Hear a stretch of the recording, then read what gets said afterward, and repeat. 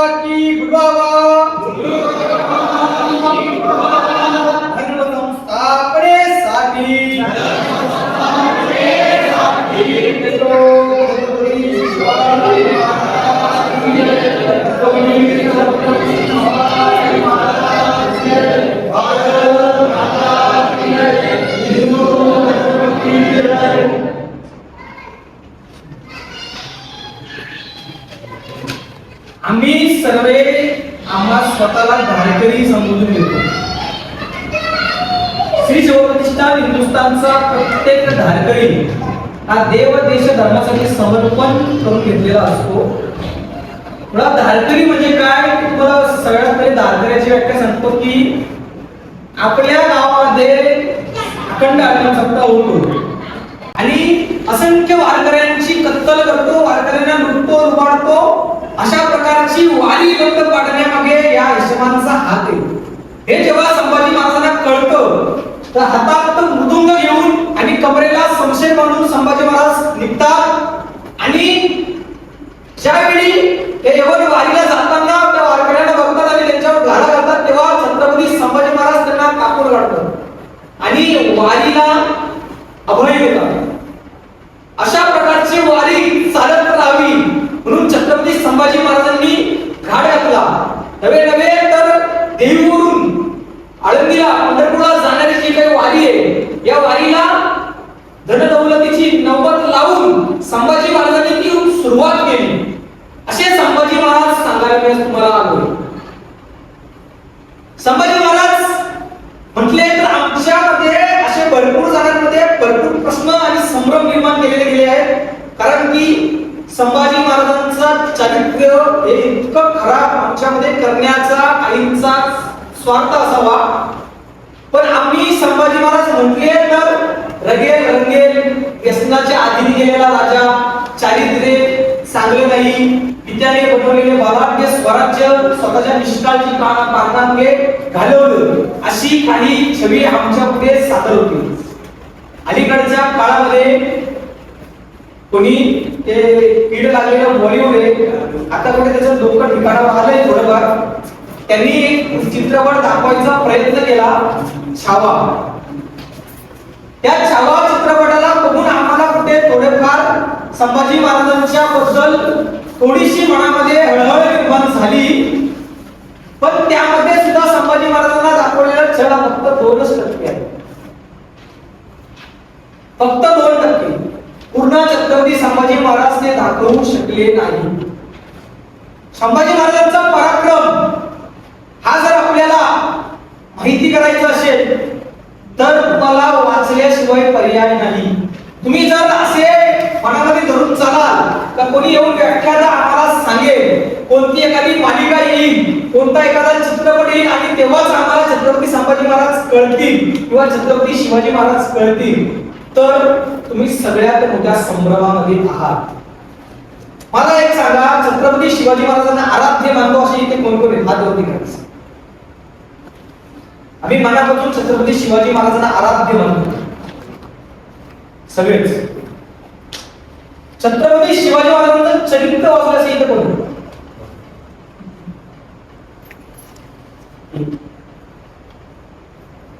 कोणत्या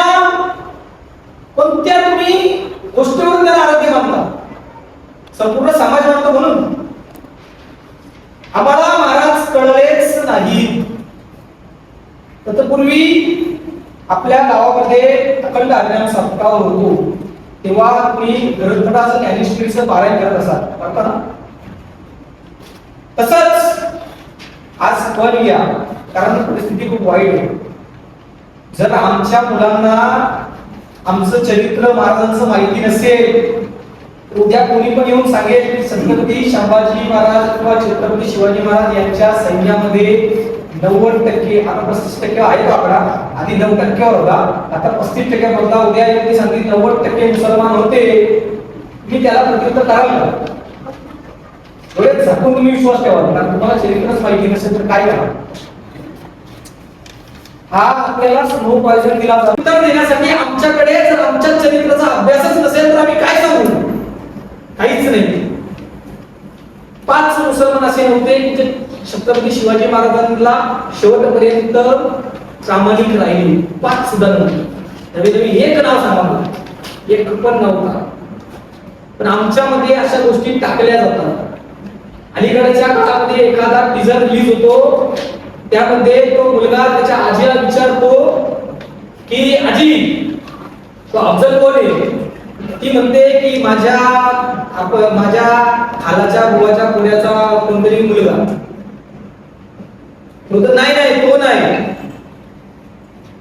ज्याला छत्रपती शिवाजी महाराजांनी मारला तो औरंगजेब, तो अफजल खान कोण होता किंवा त्याला का मारला असं विचारलं तर ती बाई म्हणते की तो असे कोणी ना काहीतरी केली असेल चुकी म्हणून मारला. असाच कोणाला पण कशासाठी मारणारे आमचे राजे नव्हते, कशाला मारला, ही जर परिस्थिती आमच्या मुलांना सांगितली तर आमच्या मुलांना वेगळा धर्म सांगायची गरज नाही. मी त्याच्यावर येणारच. आमच्यामध्ये सर्वात मोठा एक किडा लागलेला आहे, तो सर्व धर्म समभावाचा, सेक्युलरिझम. ज्या देशाच्या स्वातंत्र्यामध्ये एक ठिकाणी देश स्वतंत्र व्हावा अशा चळवळी सुरू होत्या आणि एका वेळी एखादा विशिष्ट समुदाय आम्हाला आमची संख्या वाढली आहे, चुकून सुद्धा सेक्युलर नाहीये, होते तिथे सुद्धा हिंदू, ज्यांना इथे येणं शक्य झालं नाही.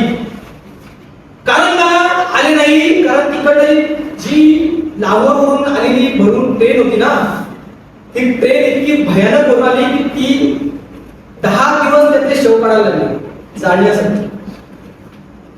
नवे नवे सांगू शकत नाही इतक्या वाईट परिस्थितीमध्ये तिथल्या काही घटना आहेत. जर धर्माच्या आधारावर देशाची फाळणी झाली, देशाचा एक रस्ता तोडून त्या बडव्याला देण्यात आला, बरोबर ना, तर मला सांगा हे त्या विशिष्ट जे पाकिस्तानमध्ये गेले तेवढ्यांच्याच जीवावर शक्य झालं का हो? नाही. तर हे संपूर्ण भारतातले जेव्हा एकजुटीने त्याची मागणी केली तेव्हा हे शक्य झालं. पण जाताना सगळे गेले का? ज्यांनी मागलं ते अजून पण इथे कशासाठी इथे? तर तुम्हा आम्हाला कापण्यासाठी, तुम्हा आम्हावर गजवाई हिंद लावण्यासाठी. नवे नवे तर तुम्ही म्हणाल आम्ही सगळे समारंभ सण साजरे करू त्यांच्या सोबत, त्यांच्या आला हे चालू आहे आता जे काही त्यांचे प्रकार आहेत त्याच्यामध्ये आमचे पोचतात शिरखुर्मा खायला. आत्ताची घटना आहे दिल्लीतली, आमची पण नाही. 6 वर्षाच्या मुलीने तिच्या वडिलांच्यावर होळीचा रंग फेकण्याचा प्रयत्न केला. जो फुगा फेकला त्या फुगा त्यांच्या वडिलांना लागला आणि त्याच्यातून काही पाण्याच्या काहीतरी थेंब उरले. एखाद्या तिथून चाललेल्या पेटी पॅक खाल्या कपड्यांमध्ये बसलेली ती नराधम बाई तिथून जात होती, तिच्या अंगावर उडलं. तिने जागेवरून फोन केला आणि 50 लोक आली, घरात घुसली. कशासाठी? त्या 6 वर्षाच्या मुलीला मारण्यासाठी. घरात घुसला तर त्यांचा तरणा बाण काका त्या मुलीचा त्या तावडीत सापडला, खेचून खेचून मारला. त्याचा मेंदू बाहेर पडला, इतका ठेचला त्याला जागेवर मारण्यासाठी. काय केला? कशासाठी झाले? आम्ही म्हणतो ना सर्वधर्म समभाव. जर तुम्हाला सहन होत नाही तर तुम्ही बाहेर येऊन यायचंच नाही. आणि आम्ही त्यांच्या सणांमध्ये आमच्याच लाखो लोकांचे स्टेटस असतात. मुबारक निघलाय थोडासा चार, बरोबर परिस्थिती आपण, कारण आम्हाला एक कळालेच नव्हतं. आम्ही यांना सुद्धा सेक्युलर केलं, यांना सुद्धा एका विशिष्ट धर्मासाठी त्यांनी एवढा मोठा घाट घातला आणि आम्ही यांना सुद्धा त्यांच्याच पंक्तीत घेऊन बसवलं. कसं बसवलं? तर तो प्रकार आता आपल्याकडे भरपूर आहे. 19 फेब्रुवारी जगात झाली, 19 फेब्रुवारी, 1 जून, 6 जून आहेत ना, याच्यात बसलेले भरपूर असतील. मला सांगा, छत्रपती शिवाजी महाराजांच्या समकालीन झाले समर्थ, त्यांची जयंती साजरी करतो ना, तारखेला करतात. आत्ता तुकाराम बीज झाले 4 दिवसापूर्वी, समकालीन होते ना, त्यांची बीज का साजरी करता मग तुम्ही? आणि छत्रपती शिवाजी महाराजांच्या जन्माची तिथी लिहून ठेवली गेली, ती तुम्ही कालगणनेनुसार यूज केली आणि त्या इंग्रजांच्या कॅलेंडरनुसार तुम्ही तारीख शोधून काढली. त्या तारखेला तुम्ही शिवाजी महाराजांची जयंती करता. पण ज्या राजांनी हिंदुत्व बादशाह म्हणून स्वतःला घोषित करून घेतलं, सिंहासनावर बसून राज्य केल्याने जेव्हा राज्याभिषेक करून घेतला तेव्हा शिवशब्द सुरू केलं. कशासाठी शिवशब्द सुरू केलं? त्यांच्या संपूर्ण प्रयत्नांचं आपण शून्य प्रत्युत्तर देतोय. आमचा समाज इतका भरकटलाय की आम्हाला फक्त आणि फक्त डीजे पाहिजे. डीजे नसेल तर शिवजयंतीला मजाच येत नाही. तुम्हाला सांगतो, प्रत्येक गावात जातो, प्रत्येक गावामध्ये विचारतो, कोणीच मला मिळत नाही की ज्यांचं शिवचरित्र वाचून झालं. मला लागेल तेवढे शिवचरित्र मी बोलली. प्रत्येक घरात एक शिवचरित्र असलाच पाहिजे. आणि आज तुम्ही इथे शपथ घ्या, जेव्हा मी माझं बडबड करून होईल ना, त्यानंतर सगळ्यांनी शपथ घ्यायची की आठवड्यातून 1 दिवस आणि 1 दिवसातून आठवड्यातल्या 1 दिवसातून 1 तास आम्ही इथं आज जमलोय ना, असं जमणार. जसा पारायणासाठी आपण नंतर ज्ञानेश्वरीला घेतो ना, तसं पारायणासाठी आम्ही शिवचरित्र समोर घेऊ. नाही सगळ्यांनी वाचायचं, पण सामूहिक 1 तास तरी आपण पारायण करू शकतो ना. मोठी गोष्ट आहे का तुमच्याकडे? तेवढं करा. तुम्हाला बाकी कोणाला येऊन चरित्र सांगायची गरज पडणार नाही. मी आलोय तुम्हाला धर्मवीर बलिदान सांगायला. संभाजी महाराजांना कोणी मारलं, का मारलं, कशासाठी मारलं तुम्हाला माहिती आहे की नाही माहिती?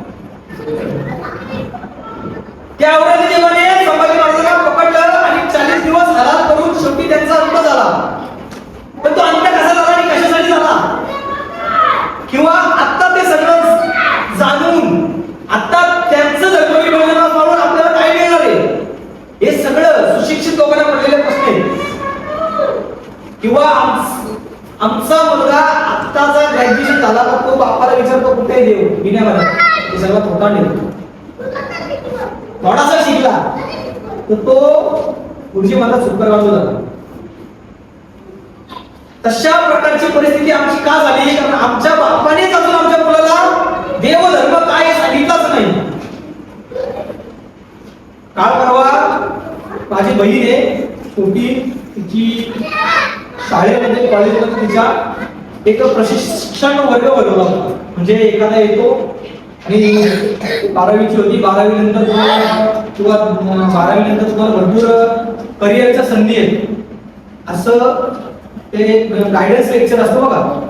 त्यामध्ये मी जाऊन बसलो होतो आणि तिथे त्यांनी सुरू केलं का बाबा तुम्ही आर्ट्स असाल तर तुम्ही या प्रकारे, कॉमर्स असाल तर तुम्ही अशा प्रकारे, सायन्स असाल तर तुम्ही अशा प्रकारे तुम्ही तुमचा करिअर निवडू शकता. त्या सांगताना तो शेवटी एकच गोष्ट सांगायची तुम्ही ही फील्ड निवडली तर तुम्हाला एवढ्या लाखाचा पॅकेज मिळेल, ती फील्ड निवडली तेवढ्या लाखाचा पॅकेज मिळेल. म्हणजे सगळ्या काहीतरी 148 त्यांनी मार्ग सांगितले सक्सेस होण्याचे. त्या सगळ्या मार्गांना पुढे जाऊन एक चौक लागत होता. त्या चौकाचा फक्त एकच उद्देश होता समथिंग पॅकेज. म्हणजे आम्ही फक्त शाळा शिकतोय कशासाठी? पैसा कमवण्यासाठी. देवाचा आणि देशाचं धर्माचं राष्ट्रभक्ती धर्मभक्ती कशी रुजेल आमच्यामध्ये? रुजूच शकत नाही. अशी समाजाची परिस्थिती असेल तर रुजूच शकत नाही. यासाठी हा 8 तास. जर धर्म आम्हाला कळाला नाही तर आमची परिस्थिती इतकी वाईट होईल की कोणीही येऊन आम्हाला काहीही सांगेल किंवा आम्ही धर्म सोडायला असे तयार होऊ की जसे काही फरकच पडत नाही. कारण की आम्हाला जर आमच्या पूर्वजांनी काय सोसलं हे जर आम्हाला माहिती नसेल तर आम्हाला त्या धर्माची किंमतही नसेल. व आपल्या मुली सर्रासपणे हे लांडे पळवतात सर्रास. आमच्या गोष्टीने माझ्याकडे मुंबईमध्ये रोजच्याच केसेस आहेत. पण तालुक्यातल्या सध्या आता तालुक्यात अशी परिस्थिती झाली आहे तालुक्यात सुद्धा महिन्याला 2 केसेस माझ्याकडे लवजियांच्या पडायला लागले. 2 महिन्यापूर्वीची गोष्ट आहे. ही एक मुलगी गेली होती. आम्ही मोठा अट्टास करून त्या मुलीला आणली पोलीस स्टेशन मध्ये नेली तर सख्या बापाला वर्गाला त्या मुलीने नकार दिला. इतकी भयानक परिस्थिती झाली. अशाकडे झाली. तर आम्ही आमच्या मुलांना धर्म सांगितला नाही म्हणून. जर तुम्हाला धर्म समजायचा असेल तर एकच छत्रपती संभाजी महाराजांचं चरित्र समजून घ्या. तुम्हाला वेगळं धर्म समजायची गरज पडणार नाही. इतकं दिव्य धर्मासाठी बलिदान महाराजांनी दिलं. देहाची राखरांगोळी करून घेतली. राखरांगोळी 40 दिवस रोज मृत्यू रोज. इतका भयंकर मृत्यू समोर असून सुद्धा त्या मृत्यूला मिठी मारायचे. कशासाठी? सक्त स्वाभिमानासाठी. माझ्या बाबासाहेबांनी आयुष्य पणाला लावून जे स्वराज्य निर्माण केलं त्या स्वराज्याची किंमत जर मी इस्लाम कबूल केला तर शून्य होईल ही जाणीव त्यांच्या मनात होती. म्हणून इतका भयंकर यातनांना ते सामोरे गेले. पण आमच्यामध्ये ती जाणीव थोडीशी सुद्धा उरली नाही. महाराजांना पकडलं संगमेश्वरावर. कसं पकडलं तर सक्का मेवणा गणोजी शिर्के हा त्या औरंगजेबाला पितू झाला. का पितू झाला? थोड्याशा वतनदारीसाठी. तो एकटा पितू झाला नव्हता. असे काही पितू झाले. तो औरंगजेब चालू आला जेव्हा छत्रपती संभाजी महाराज सिंहासनावर आरूढ झाले. वय वर्ष होतं महाराजांचं 23 वर्षाचा तरुणाबांड राजा. मला सांगा एखाद्या घरातला व्यक्ती जर गेला जे करता व्यक्ती आणि त्याचा आई तिशीतला पोरगा त्याच्यावर जर घराची जबाबदारी पडली किती नैराश्य जातो होतो. त्याला असं वाटतं जगू का नको जगू. 23 वर्षाचा माझा राजा आहे. अखंड हिंदुस्थानाचा छत्रपती म्हणून त्याच्यावर जबाबदारी पडते. नवे तर आबासाहेबांनी बनवलेलं हे नवी स्वराज्य याचं चित्र सांभाळायचंय. एवढंच नाही तर स्वतः जातीनिशी चालवला तो औरंगजेब.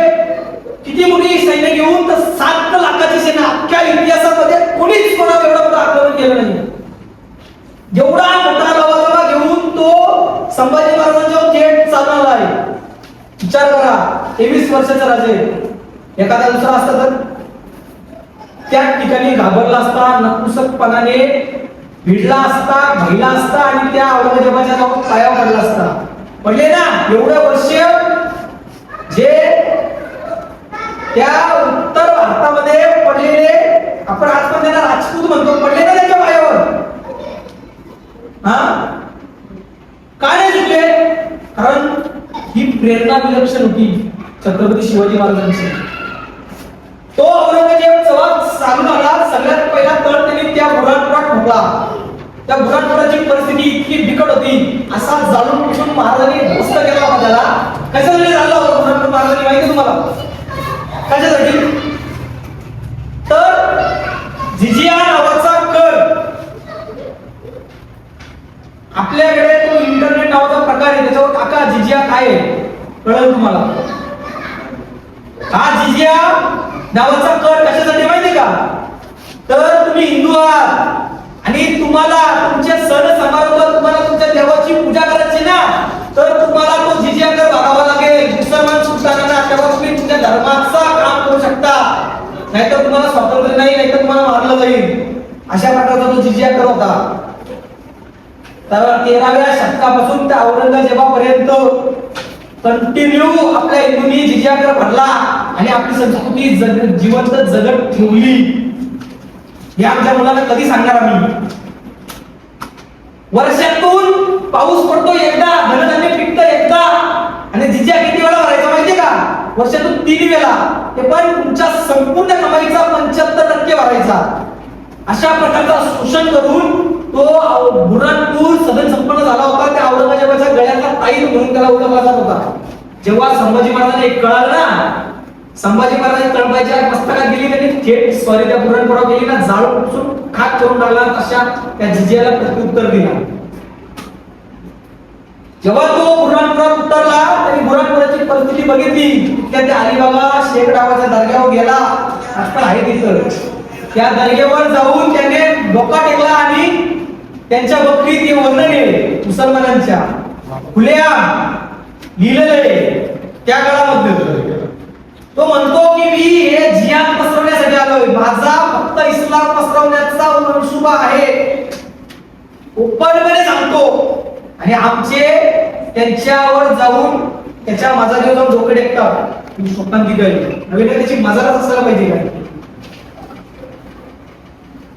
तो बुऱ्हाणपुरात आला, नंतर महाराष्ट्रात गेला. 9 वर्ष महाराजांनी झुंज दिली. महाराजांचं वय वर्ष होतं 23 वर्ष. जेव्हा सिंहासनावर बसले त्याच वेळी तो औरंगजेब येऊन महाराष्ट्रात घेतला. तर महाराजांना पकडले गेले, तर महाराजांचं वय वर्ष होतं 32. 9 वर्ष महाराजांनी औरंगजेबाला झुंज दिली. नुसती झुंज नाही तर कुत्र्या सारखा मारला. आणि कुत्र्याला मी कुत्राच म्हणतो. तुमच्या गावात कुत्रा असेल तुम्ही त्याला काय वेगळं म्हणता का? ही सगळी कुत्रीच आहे, याला कुत्राच म्हणतो. तो कुत्रा आला, त्या कुत्र्याला इतका मारला महाराजांनी. 9 वर्ष एका विजयासाठी खिप्पत पाठला होता. इथे स्वतःचा टोप सुद्धा घालायची लायकी नव्हती त्याची, इतका मारला महाराजांनी. त्याच्या पोराला त्या मोज्जमला आपल्या कल्याणातून पकडून त्याला खंडणीवर सोडला. कारण की मराठे थांबत नव्हते कुठे. भयंकर त्यांचा असा पळकीचा प्रवास असायचा. म्हणून हे भेटले का त्यांना कैद करत नव्हते, जेवढे भेटले तेवढं कापायचे, बाकीच्यांकडून काहीतरी वसूल करायचं. कारण आपलं स्वराज्य बळकट राहावं, कशाच्या जीवावर तर या पैशाच्या जीवावर राहावं म्हणून. तशा प्रकारे संभाजी महाराजांनी झुंज दिली. स्थिती औरंगजेबाला नाही तर त्या जंजिऱ्यामध्ये खिप्पत पडलेला दुसरा पुत्रा तो सिद्धी, तो सुद्धा जसे छत्रपती शिवाजी महाराज गेले त्याला कळालं ना, तर तिथल्या गावामध्ये येऊन तो लुटमार करू लागला आणि तिथल्या बायांवर अतिप्रसंग करू लागला. त्यांना घेऊन जायचं आणि भोगायचं आणि भोगून त्या समुद्रात फेकून द्यायला लागला. जेव्हा संभाजी महाराजांना कळालं ना, त्या जिंजीवर थेट स्वारी गेली. त्या जिंजिऱ्याची परिस्थिती अशी केली होती संभाजी महाराजांनी का तो पडलाच असता, 100% पडला असता. तर त्या दर्याला उत्साह आला, दर्याला भरती आली. म्हणून त्याला वाचण्यासाठी संधी मिळाली. संभाजी महाराजांनी त्याला सुद्धा शरण पत्करलं नाही, तिथं सेतू बांधायला सुरुवात केली महाराजांनी. सेतूचं काम सुरू होतं तेव्हा यांचे हे वृद्ध भाऊ असतात, जेव्हा ते औरंगजेबाला कळालं की संभाजी महाराज तिकडे, आता जिंजिरा पडला म्हणजे पूर्ण दर्या संभाजी महाराजांच्या कंट्रोल मध्ये गेला, जेव्हा त्याला कळलं 35,000ची सैन्य टाकून आपल्या कल्याणावर स्वारी केली. संभाजी महाराजांना कल्याणावर स्वारी झालेलं माहीत झालं तर संभाजी महाराज ते हातातले मोहीम घेऊन टाकून इकडे यायला लागलं, म्हणून तो सिद्धी वाचला. पण अख्ख्या संभाजी महाराजांच्या आयुष्यात यादीमध्ये त्या सिद्धीने डोका सुद्धा वर काढला नाही, ते जंजिरेच्या बाहेर सुद्धा निघाला नाही, असा मारला होता. आज पण त्या जंजिरेवर भगवा पडकून देत नाहीये ते. माहिती तुम्हाला जंजिरा गेलं तुम्ही कधी? जंजिरेवर भगवा लावण्यासाठी काय केले होते तर त्यांना भगवा पटकून दिला नाही. परिस्थिती आहे महाराष्ट्रात येतो, महाराष्ट्राच्या बाहेर नाही. अख्ख्या महाराष्ट्रावर इंग्रजी स्वराज्याचं राज्य होतं, पण जंजिरा कधी हरला नाही म्हणून त्यांनी जंजिरा भगवा पटकून दिला नाही. एवढं ते त्यांच्या धर्माला पकडून येत, आम्ही नाही. त्यानंतर 9 वर्ष महाराजांनी सुचवली आणि शेवटी पितुरेने महाराज त्या लांडग्यांच्या तावडीत सापडले.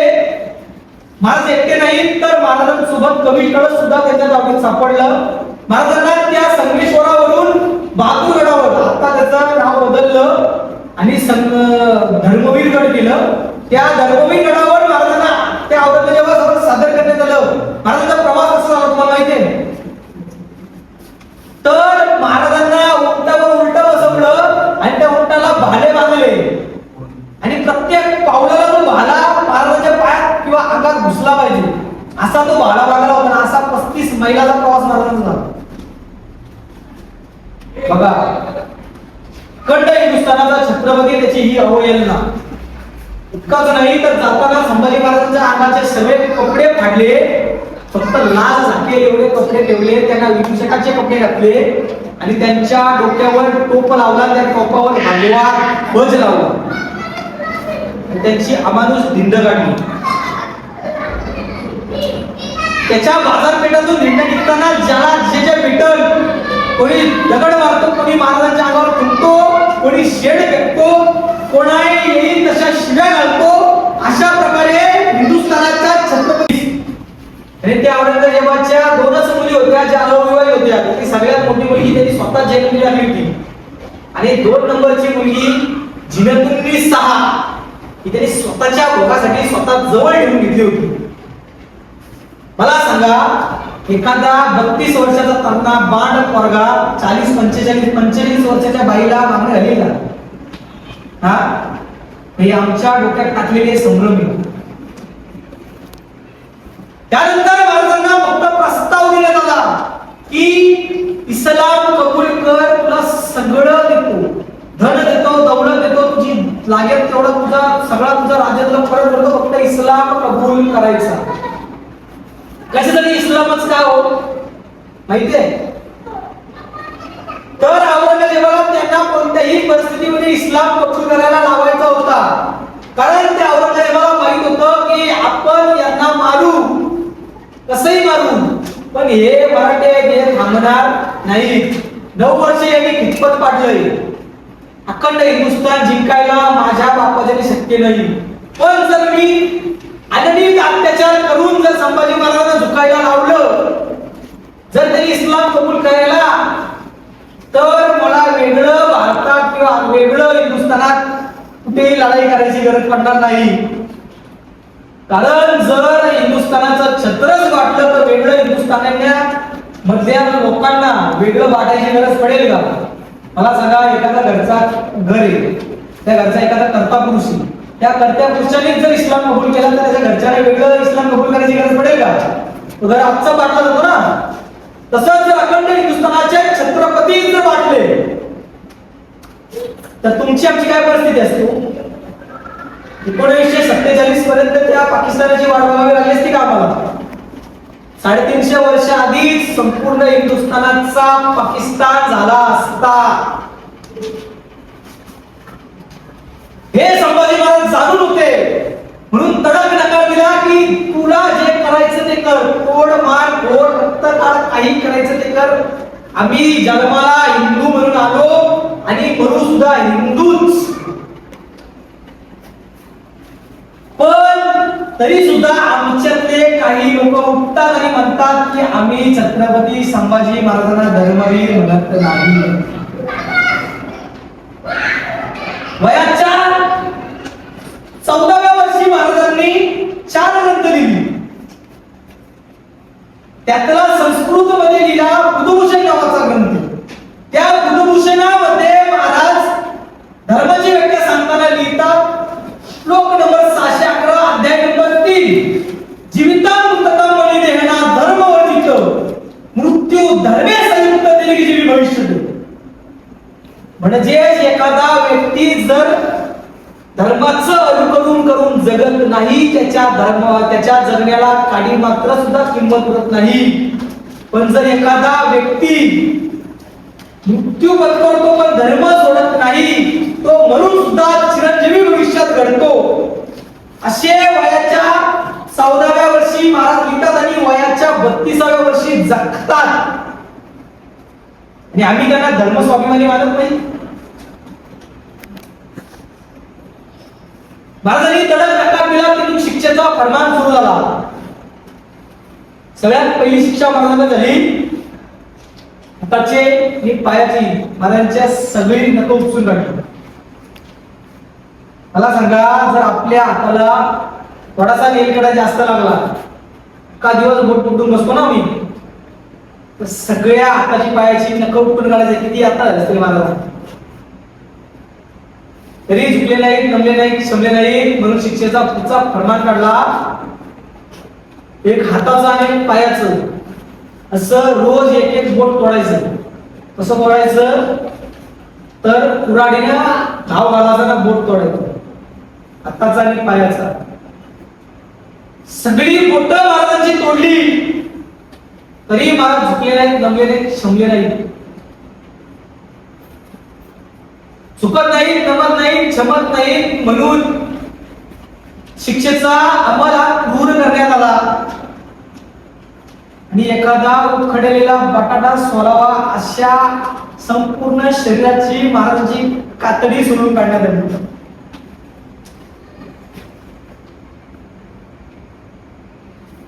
मला सांगा, आपण चुलीवर दूध ठेवतो, आपण त्या दुधाला कशी साय येते, ती साय काढली का दुसरी साय येते. असा आपल्या शरीराचा गुणधर्म आहे. याच्यावर जर जखम झाली ना तर याच्यावर पापुद्रा येतो, तो जर काढला तर दुसरा येतो. व तो पापुद्रा सुद्धा महाराजांचा रोज उपटून काढत होते आणि त्याच्यावर पिठाचं पाणी ओतायचे. किती यातना झाल्या असतील, तरी सुद्धा झुकले नाहीत, नमले नाहीत, शमले नाहीत. महाराज झुकत नाहीत. म्हणून महाराजांच्या दोन्ही पायाच्या गुडघ्यांच्या वाट्या काढून टाकल्या. कप भयंकर यातना महाराज सहन करतायत, तरी सुद्धा धर्म सोडत नाहीये. भेटल्यापासून ते मरेपर्यंत महाराजांनी अन्न पाण्याचा त्याग केला होता. तर महाराजांना माहिती होतं मृत्यू हा अटले. महाराजांनी अन्न पाणी सुद्धा सेवन केलं नाही आणि आज आमची पूर्ण शरीर उर्मा आहे.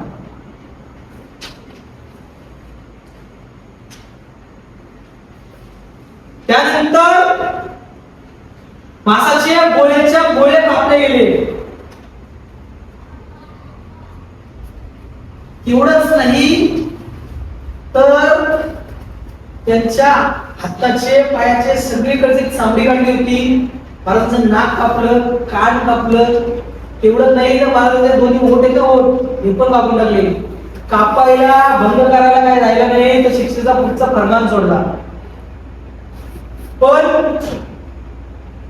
महाराजांना ज्या ठिकाणी या शिक्षा दिल्या गेल्या होत्या तो ठिकाण कुठला होता तर त्या बुरहानपुरामध्ये औरंगजेबाची छावणी होती. त्या छावणीच्या शेजारीच त्या औरंगजेबाने खोली बनवली होती. त्या खोलीत महाराजांना ते यातना देत होता का जवळ पाहिजे. कशामुळे तर जेव्हा संभाजी महाराज ओरडतील, यातना होती तेव्हा टाव पडतील, तर ते यातना त्या औरंगजेबाच्या कानावर पडतील. त्याला आपल्याला त्याच्यात शांती मिळेल म्हणून त्याने ती खोली जवळ उभारली होती. पण महाराज स्वतः हा ऊस सुद्धा करत नाहीत. जेव्हा त्या औरंगजेबान तरसला नुसता आवाज ऐकायला, तर हे जर इतिहासाला कळलं तर माझी इज्जत जाईल, यासाठी त्यांनी शिक्षेचा फर्मान सोडला की महाराजांची जीभ कापा. जीभ कशी कापली माहितीये तुम्हाला? वाघाच्या जबड्यात हात घालणारा माझा राजा होता, याचा जबडा खोलण्यासाठी 10 कुत्री बिलगली. त्यांच्या तो जबडा खुलेना म्हणून कानाचे घाव महाराजांच्या डोक्यावर घातले. एवढंच नाही तर महाराज जबडा खोलतच नाही म्हणून सांची माहिती ना आपल्याला, ती सांची कापवली आणि महाराजांचं त्याच्याने नाक लावलं. महाराजांचा आत्मा श्वास घेण्यासाठी तळमळला. श्वास घेण्यासाठी महाराजांनी तोंड उघडलं तर चिमटा टाकून महाराजांची जीभ पिळेल तेवढी बाहेर काढली. पिळेल तेवढी तिच्याने सपकने वार करून महाराजांच्या जिभेचा तुकडा काढला. एखादा ज्वालामुखी फुटावा आणि त्याच्यातून तप्त लावा बाहेर पडावा असा रक्ताचा घोळ महाराजांच्या तोंडातून बाहेर पडला. रक्त आणि रक्त भक्त सांगत होतं महाराजांचं. अशासाठी तुम्ही आम्ही ते बसावे, आमच्या गावाचा देव शिल्लक राहावा, नवे नवे तर देवालयाचा कळस शिल्लक राहावा, आमच्या कपाळावरचा गंध शिल्लक राहावा म्हणून महाराजांनी या यातना सहन केल्या. 40 दिवस ओढायला काही राहिलं नाही म्हणून शिक्षेचा पुढचा फर्मान निघाला. महाराजांचे डोळे काढायची. त्यासाठी त्या मुघलांच्या बकरीत वर्णन मिळतं की जेव्हा तो कारतलकार त्याच्या आसमाना सांगतो की त्या तप्त सळया डोळ्यात होण्यासाठी जे उचलतोय ना ते सांभाळून उचल, नाही तर तिला जर हात तुझा लागला तर हात वितळल. इतक्या लाल होऊन तप्त सळया महाराजांच्या डोळ्यात घातल्या आणि फक्त खोबरं ठेवली. महाराजांचे दोन्ही डोळे सुद्धा काढले. इतका भयंकर यातना महाराजांना दिल्या गेल्या. त्याच्यासाठी तर धर्म सोडावा म्हणून तरी सुद्धा महाराजांनी धर्म सोडला नाही. 40 दिवस महाराजांचे हालात सुरूच होते. औरंगजेबाने महाराजांना मारायचं ठरवलं होतं, तर पूर्वी महाराजांच्या शरीरात प्राण राहिला नव्हता. पण मारायचं कधी? तर हिंदूंचा सर्वात मोठा सण आला होता गुढीपाडवा. त्या गुढीपाडव्याच्या आदल्या दिवशी म्हणजे फाल्गुन अमावस्येच्या दिवशी जर हिंदूंच्या राजाला मारलं तर हिंदूंचा प्रत्येक सणावर आघात होईल, हिंदूंच्या संस्कृतीवर आघात होईल. हिंदूंचा सर्वात मोठा सण गुढीपाडवा, हिंदूंचं नववर्ष जिथून हिंदूंच्या सणाला सुरुवात होते त्याच्यावर आघात होईल. म्हणून हिंदूंच्या राजाला गुढीपाडव्याच्या आदल्या दिवशी मारलं. कसं मारलं? तर मला सांगा, एखादा व्यक्ती जर आपल्याकडे गेला तर त्याचा अंत्यसंस्कार होईपर्यंत त्याचा मेंदू हा जिवंत असतो असं आपल्याकडे मानलं जातं. तर 40 दिवस महाराजांचा रक्तस्राव सुरू होता. महाराजांच्या शरीरात सुद्धा त्रास राहिला होता. पण मेंदूला सुद्धा संवेदना पोहोचाव्या म्हणून महाराजांच्या टाचेपासून मानेपर्यंत कुऱ्हाडीने तुकडे करण्यात आले. आणि ते तुकडे कोल्ह्या कुत्र्याला खाण्यासाठी वडूपुलापुराच्या जंगलात फेकून दिले. आणि त्या गावांमध्ये समस्त गावांमध्ये दवंडी पिटवण्यात आली की जर कोणी त्या तुकड्याने हाताला म्हणजे त्या दवंडी पिटवली की आम्ही तुमच्या राजाला मारलोय. जर कोणी त्या तुकड्याला हात लावायचा जरी प्रयत्न केला तरी संपूर्ण गावावरून गाढवाचा नांगर फिरवला जाईल. गाढवाचा नांगर म्हणजे गावातल्या नवजात म्हणजे आत्ता जन्माला आलेल्या बाळापासून ते 90तल्या प्रत्येक म्हाताऱ्या माणसापर्यंत सगळ्यांना मारण्यात येईल अशा प्रकारची दवंडी त्या औरंगजेबाने पिटवली. अखंड हिंदुस्थानाचा छत्रपती गेले. सत्य स्वाभिमानासाठी, देव देश धर्मासाठी गेले. होते आमचे सारखे काही वेडे, त्यांनी त्या जंगलात त्या शिर्क्यांचे आणि चेले म्हणून त्यांनी उड्या घेतल्या आणि काही ते तुकडे वेचले. त्याला वेचले पाटील म्हणतात. त्यांनी ते तुकडे शिवले, त्यांना शिवले पाटील म्हणतात. त्यांनी ते महाराजांचे देहाचे तुकडे शिवण्याचा प्रयत्न केला. त्यांनी ते देह शिवला, पण त्यांना महाराजांचा मस्तक मिळाला नाही. त्या मस्तकाचं काय झालं, तर त्या मस्तकाला सुद्धा भाल्याच्या टोकाला लावून त्याची सुद्धा धिंड काढली त्या औरंगजेबाने. इतका क्रूर महाराजांचा अंत झाला. महाराजांच्या देहाला शिवण्यात आलं, महाराजांचा मस्तक मिळालं नाही, म्हणून त्यांनी असा अर्ध शरीर आमच्यामध्ये जाळत नाही म्हणून पिठाचा गोळा केला आणि ते मस्तक म्हणून लावलं. आणि त्याच निवडुंगाच्या पानांमध्ये पालापाचोळा गोळा केला, त्याच्यात महाराजांना अग्नी दिला. मला सांगा, आपल्या गावातला एखादा व्यक्ती गेला, त्याला जाळण्यासाठी आम्ही किती मोठा खटाटोप करतो. गाडीच्या गाडी करून लाकडं नेतो ना, तर त्या पाया पाचोळ्यावर महाराजांचा देह जाळला तरी असेल का? हा पडलेला इतिहासाला अजून सुद्धा प्रश्नचिन्हच आहे. पण त्यांच्यावर सुद्धा क्रांती तलवार होती म्हणून ते त्यांनी जसा जमलं तसा अग्नी दिला आणि फरार झाले. तो महाराजांचा देह जळाला की नाही जळाला अजून सुद्धा पडलेला प्रश्नचिन्हच आहे. पण अखंड हिंदुस्थानाचे छत्रपती गेले, त्याची साधी अंत्ययात्रा सुद्धा आम्ही काढू शकलो नाही.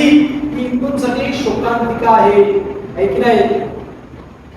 इतकं दिव्य बलिदान महाराजांनी केलं, आम्ही त्याच्यासाठी काय केलं?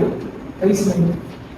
अहो, काल परवा आमच्याकडे बॉम्बस्फोटामध्ये त्या याकूब मेमन सारखे भडवे येतात, आमच्या इथल्या इथे बॉम्बस्फोट घडवतात आणि जेव्हा आमचा कायदा त्याला पकडतो, आमचे त्याला फाशी देतो, जेव्हा त्याला आम्ही फासावर लटकवतो, त्याच्या अंत्यविधीला सुद्धा लाखोंच्या संख्येने लोक पोहोचतात. ती कोण आहे? तो गद्दार होता ना, देशाचा विरोधी होता ना. मग त्याच्या सुद्धा अंत्ययात्रेला एवढी लोक पोहोचतात, ती कोण आहेत? तेच यांच्या रूपातच अजून सुद्धा तो औरंगजेब जिवंत आहे. त्या सगळ्या जगातला सर्वात मोठा आतंकवादी म्हणून ज्याची ख्याती होती, तो त्याचं नाव काय ते बरंच ना, अमेरिकेने त्याच्यावर मिसाईल टाकून मारलं, ओसामा बिन लादेन. काय झालं त्याचं माहिती आहे तुम्हाला? त्याचं शरीराचं काय झालं माहिती आहे तुम्हाला? ओसामा बिन लादेनने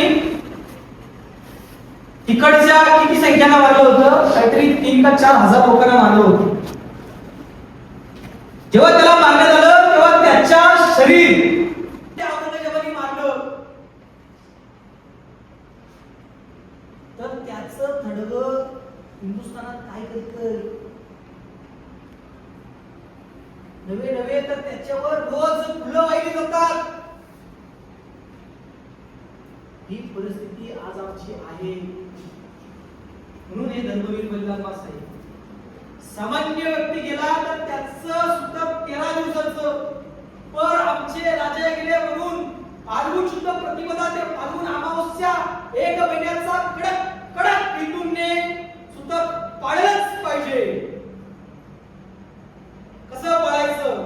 रोज जमायचं, महाराजांना पुष्प म्हणून संभाजी सूर्योदयातले श्लोक महाराजांच्या पायाशी अर्पण करायचे आणि या 30 दिवसाच्या काळामध्ये ज्याला जमेल त्यांनी ते सोडायचं. असंख्य धारकऱ्यांनी डोक्याचं मुंडन केलं, असंख्य धारकऱ्यांनी चहा सोडला, अखंड भरपूर जणांनी गोडधोड सोडलं. तुम्हाला जे आवडतं ते सोडा आणि हे धर्मवीर बलिदान मास आचरणात आणा. 1 महिना सोडायचं. या वर्षाच्या फाल्गुन शुद्ध प्रतिपदा ते फाल्गुन अमावस्या म्हणजे या वर्षाची अगला दिनांक 18 फेब्रुवारी ते 18 मार्च असा 1 महिन्याचा कालावधी हा धर्मवीर बलिदान मासाचा पाळला जातोय. आज त्याचा 18वा दिवस आहे. तुम्हाला माहिती नसेल, तुमच्यापर्यंत ही गोष्ट पोहोचली असेल तर आज सोडा. आणि येत्या 18 तारखेला महाराजांची न निघालेली अंत्ययात्रा म्हणजेच मुख्य पदयात्रा आपण मुरबाड मध्ये काढत असतो. त्या अंत्ययात्रेसाठी आपण वडुपुळापूरवरून ज्योतरूपी महाराजांना इथे घेऊन येतो आणि 3 नाका ते महाराजांच्या चौकापर्यंत मुख्य पदयात्रा काढून महाराजांना अग्नी देऊन आपण महाराजांना श्रद्धांजली अर्पण करून महाराजांच्या समोर शपथ घेतो की या समूळ अंतर्बाह्य शत्रूंचे निर्दालन करून या देशाचे संरक्षण आम्ही करणार, धर्माचे संरक्षण आम्ही करणार, आमच्या मुलीमुलींचे संरक्षण आम्ही करणार, आमच्या दारातली गोमाता ही कुठे कसायाच्या दावणीला जाणार नाही याचं आम्ही पण घेणार, हे करावं. तुम्ही समस्त गावकऱ्यांनी स्वखर्चाने एखादी गाडी करायची आणि त्या मुखपदयात्रेत 30 दिवस हा बलिदान मास पाळायचा आणि शेवटच्या दिवशी मुखपदयात्रेमध्ये सहभागी व्हायचंय. पण नुसतं सहभागी व्हायचं नाही तर येताना गावातून एक दिवा घेऊन यायचा, त्या ज्वाळेतून एक दिवा पेटवायचा आणि तो गावामध्ये आणायचा आणि समस्त ग्रामस्थांच्या वतीने सुद्धा गावामध्ये महाराजांना श्रद्धांजली अर्पण करायची आणि त्याच दिव्याला साक्ष बनवून शपथ घ्यायची की महाराज तुमचं हे दिव्य बलिदान जसं धगधगत आमच्या हृदयामध्ये या दिव्याप्रमाणे कायम धगधगत राहील, हे जर तुम्ही कराल, तुमच्या मनामध्ये हे धगधगत ठेवाल तरच कुठेतरी महाराजांना खरी श्रद्धांजली अर्पण होईल. आता भरपूर जणांच्या सुशिक्षित डोक्यामध्ये एक प्रश्न आला असेल की आता तो औरंगजेबही गेला, तो महाराज संभाजी महाराजही गेले, आता ही गडी मूर्ती उकाडून काय मिळणार आहे, आता हा सगळा अट्टास कशासाठी. तर मी सांगितलं मगाशीच की याकूब मुमन कसा नवे नवे मला सांगा, रामायण महाभारतामध्ये सुद्धा रावण झाला, कंस झाला, आमच्या समाजामध्ये असा एखादा व्यक्ती मिळतो का ज्याचं आम्ही नाव ठेवले रावण, कर्ण किंवा दुर्योधन किंवा अशा प्रकारचे ज्यांना धर्माच्या विरुद्ध जाऊन जे वागले त्यांची नावं मिळतात का? पण तुम्हाला आज पण औरंग मिळेल, आज पण तुम्हाला कसा मिळेल, तुम्हाला अफजल मिळेल, हे शाश्वत आहे आणि हे त्यांची प्रेरणा घेऊन हे जगतायत. आमच्या मुली हे पैशाच्या जोरावर कुठेतरी लव जिहाद सारखे प्रकार करतात, त्यांना इस्लाम कबूल करायला लावतात आणि त्यांच्या पोटातून तैमूर जन्माला घालतात. ही परिस्थिती आहे. जर आमची मुलगी तिथे जाईल आणि तिने कधी एखादा राम जन्माला घालून दाखवावा, होईल कशी तिच्या उदरातून तैमूरच जन्माला येणार, कारण तिला माहिती नाही आमच्या राजांनी इतक्या यातना आम्ही हिंदू आहोत राहावं म्हणून इतक्या भयंकर यातना सहन केल्या. आमच्या मध्ये काही लोक येतात, मध्ये मध्ये तो कुत्रा एक मुंबईतला मध्ये म्हणाला होता की तो औरंगजेब किंवा तो अफजल खान आला, तो कशासाठी, त्याच्या धर्मासाठी नाही तर तो त्याच्या राज्याच्या विस्तारासाठी आला होता. तर मला सांगा, जर तो त्याच्या राज्याच्या विस्तारासाठी आला होता तर येताना असंख्य मंदिरं का तोडली? नव्हे तर आई तुळजाभवानीच्या मूर्तीला खंडन केलं, त्या मूर्तीला घणाच्या गावांनी फोडलं, तुळजाभवानीची मूर्ती फोडून त्याच्या राज्याचा विस्तार होणार होता का? कशासाठी? झंड म्हणून त्यांनी फोडली का? नव्हे तर तो तिकडनं पंढरपुरात गेला आणि पंढरपुराच्या पांडुरंगाच्या मूर्तीला हात घालायला गेला, त्याला तिथे पांडुरंगाच्या मूर्त्या मिळाल्या नाही म्हणून त्या पांडुरंगाच्या गाभाऱ्यामध्ये त्यांनी गाय कापली. कशासाठी? गाय कापून त्याच्या राज्याचा विस्तार होणार होता का? तिथल्या पुजाऱ्यांनी तिथल्या मूर्त्या लपवल्या म्हणून तिथे हात कपलू नावाचे खांब आहेत तिथे आणि त्यांच्या स्त्रिया भोगल्या त्यांनी आणि त्यांच्यामधून संतान उत्पन्न होईल, ती माझी ख्रिश्चन धर्माला येईल असा तो सेंट झेवियर्स नावाचा नालायक व्यक्ती म्हणजे आम्हाला पगार मिळतो का हो? तर हे सगळं सोडा, अर्थकारण, समाजकारण, राजकारण सगळं नाम सोडून आम्हाला हे कार्य करावं लागेल. त्यासाठी वैयक्तिक पुढाकार घ्यायचा स्वतःनी, हे धर्मयुद्ध बंधनच आपण पाळायचं. नव्हे तर आपल्या शेजारच्याला हे पाळायला सांगायचं. तुम्हाला जर शक्य असेल तर तुमच्या शेजारच्या गावाला सुद्धा जाऊन हे धर्मवीर बलिदानास पाळायला सांगायचं. तुमच्या कुठल्या एखाद्या नातेवाईकाच्या गावामध्ये त्याने सुद्धा एक धर्मवीर बलिदानास समजून हे पाळावं हे तुम्हाला जर वाटत असेल तर त्या ठिकाणी अशीच तुम्ही जसे जमलात तसे 5-15 पोरं जमणार असाल तर तुम्ही मला निसंकोचपणे सांगू शकता की आम्ही या दिवशी जमतोय, तुम्ही या दिवशी पोचा, त्या दिवशी मी पोचेल आणि हे धर्मवीर बलिदानास सगळ्यांपर्यंत पोहोचवेल. कोणाला काही प्रश्न असतील तर त्यांनी मला विचारायचे. तत्पूर्वी आपण आता संभाजी महाराजांचं 18वं पुष्प घेणार आहोत. आधी मी प्रेरणा मंत्र घेतली, तसेच प्रेरणा मंत्र आणि संभाजी सूर्योदयातले श्लोक तो घ्यायचे. रोज सगळे वेगवेगळे श्लोक आहेत पण तुम्ही सगळे घेतले तर अतिउत्तम, पण 5 कमीत कमी श्लोक घ्यायचे. आज हे 5 घेतले तर उद्या दुसरे 5, असं रोज 5 श्लोक आणि नंतर ध्येय मंत्र घेऊन महाराजांना श्रद्धांजली अर्पण करायची. रोज कराल ना? मी आता संभाजी सूर्योदयाचे श्लोक घेतो, माझ्या मागे खड्या आवाजात म्हणायचे, तुमच्या समोर आहेत. भारत माता की जय, हिंदू धर्म की जय. सगळे उभे आहेत.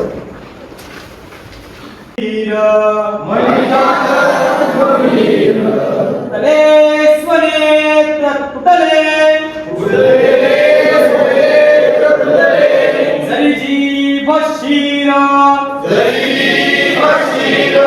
पूर्णांत दाहक ज्वलंत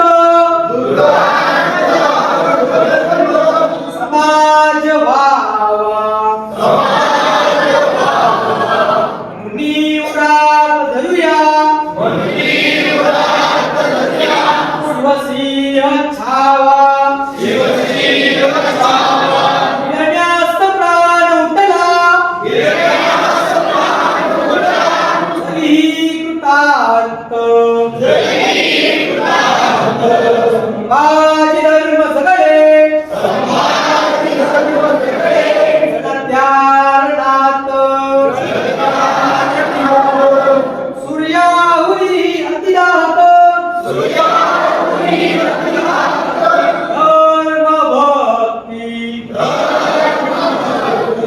सूर्यास नित्य धरुया शिवपुत्र चित्ती आस्ताक धर्म सनुहा शरीरात प्राण ही निर्मोही दुर्दयी अति तीव्र जाण संभाजी छत्रपती लेच पदार्थ लढले धर्मार्थ देह त्यजुनी वज्ररूप झाले हिंदू म्हणून जगण्या आवृत्ती देई सिंहासमान जगण्या नवतेज देई शिवपुत्र द्यावरीचे जरी देय आम्ही मार्ग चालू जिजाऊ सुतांचे त्यासाठी आणि मरावे कसे मी कशासाठी आणि जगावे कसे मी विचारू स्वतःला असा प्रश्न नेहमी रूपांग फेडावया धर्मभूचे आम्ही मार्ग चालू सईच्या सुताचे लोक छत्रपती शिवाजी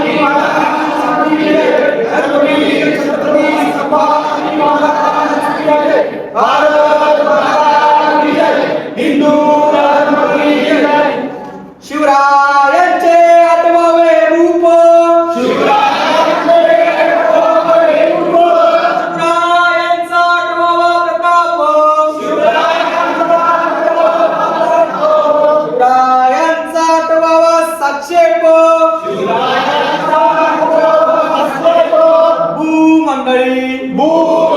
शिवरायांचे कैसे बोलणे, शिवरायांचे कैसे चालणे, शिवरायांची सलगी देणे, कैसी असे सकळ सुखांचा केला त्याग, म्हणून साधिजे तो योग, राज्य साधनांची लगबग कैसी केली, याहुनी करावे विशेष, तरीच म्हणवावे पुरुष, या उपरी आता विशेष काय लिहावे, शिवरायांची आठवावे, गीता तृणवता मानावे, इहलोकी परलोकी उरावे, कीर्ती रूपे जयाचा महामेरू,